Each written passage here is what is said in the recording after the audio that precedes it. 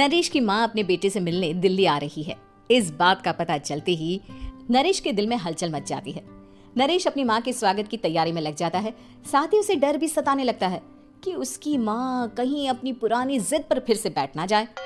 हे भगवान, इस बार बचा लो, अगले साल पक्का माँ की जिद पूरी कर दूंगा। तभी दरवाजे की घंटी बजती है। नरेश दरवाजा खोलता है तो सामने अपने मकान मालिक को देखकर हैरान हो जाता है, क्योंकि उनके साथ एक सुंदर सी लड़की भी थी। नमस्ते अंकल, कुछ काम था, मुझे बुला लेते। आपने क्यों कष्ट किया? अरे नहीं नहीं, इसमें कष्ट कैसा, मैं तो बस तुम्हें रीना से मिलवाने आया था। आज से रीना तुम्हारे साथ इसी फ्लैट में रहेगी। अंकल, कोई लड़का फ्लैटमेट नहीं है? एक अनजान लड़की के साथ रहना मेरे लिए थोड़ा अजीब होगा। देखो नरेश, मैं तुम्हें पहले भी बता चुका हूँ कि इस फ्लैट में तुम्हें किसी ना किसी के साथ एडजस्ट करना ही होगा, या फिर तुम अकेले पूरे फ्लैट का किराया दे दो, मैं किसी को नहीं रखूंगा।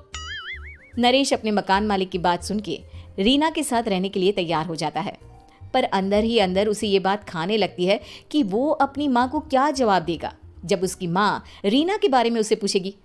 दिन बीतने लगते हैं। नरेश और रीना अच्छे दोस्त भी बन जाते हैं, पर अभी भी नरेश अपनी प्रॉब्लम का सोल्यूशन नहीं ढूंढ पाता। एक दिन नरेश बहुत परेशान सा बैठा होता है। तभी रीना उसे पूछती है, क्या हुआ नरेश, तुम काफी परेशान लग रहे हो, सब ठीक तो है ना? हाँ सब ठीक है, बस एक छोटी सी प्रॉब्लम है। वो एक्चुअली 2 दिन बाद मेरी माँ मुझसे मिलने आ रही है। अरे तो इसमें प्रॉब्लम क्या है, ये तो खुशी की बात है। हाँ रीना, बट मेरी माँ एक जिद लेकर बैठ गई है कि मैं शादी कर लूँ, पर मैं अभी इस चीज़ के लिए तैयार नहीं हूँ। ऊपर से जब वो तुम्हें देखेगी तो 100 सवाल करेगी, क्या जवाब दूंगा? अरे इसमें कोई टेंशन वाली बात नहीं है, मेरे पास ना इस प्रॉब्लम का सोल्यूशन है, जिससे ना तुम्हें शादी करनी पड़ेगी और ना ही तुम्हारी माँ मेरे बारे में कुछ पूछेंगी। रीना की बात सुनकर नरेश सोच में डूब जाता है।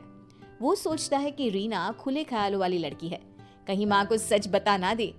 नरेश को सोच में डूबा देखकर रीना कहती है, अरे क्या हुआ, किस सोच में पड़ गए?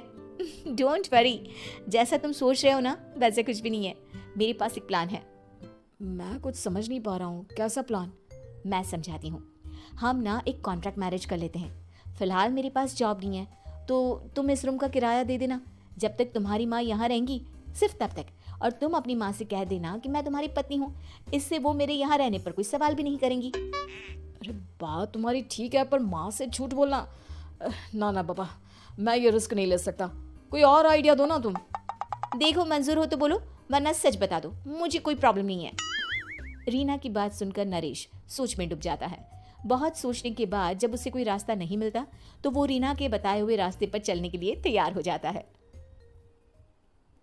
वो रीना से बात करता है और अपनी माँ की पसंद और नापसंद के बारे में बताता है। रीना भी नरेश की सभी बातों को ध्यान से सुनती है ताकि कहीं उससे कोई गलती ना हो जाए। आखिर वो दिन भी आ जाता है जब नरेश की माँ उससे मिलने दिल्ली आ जाती है। नरेश अपनी माँ को फ्लैट पर लेकर जाता है। जैसे ही नरेश की माँ फ्लैट के अंदर जाती है, रीना उसके पैर छू लेती है। ये देखकर नरेश की माँ थोड़ी घबरा जाती है और नरेश से पूछती है, अरे बेटा नरेश, ये कौन है? माँ, ये आपकी बहू रीना है। माफ़ी चाहता हूँ, सब कुछ इतनी जल्दी में हुआ कि आपको बता ही नहीं पाया, इसलिए सोचा कि क्यों ना आपको सरप्राइज दिया जाए। अरे बेटा, मैं तो बस तेरा घर बसा हुआ देखना चाहती थी। हाँ, बहुत अरमान थे अपनी इकलौती बेटी की शादी को लेकर, लेकिन कोई बात नहीं, शायद किस्मत को यही मंजूर होगा।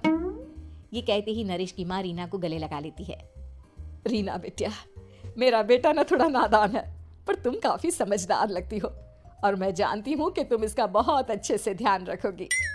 माँ आप चिंता मत कीजिए, मैं सब संभालूंगी। नरेश की माँ अपने बहू और बेटे के साथ खुशी खुशी रहने लगती है।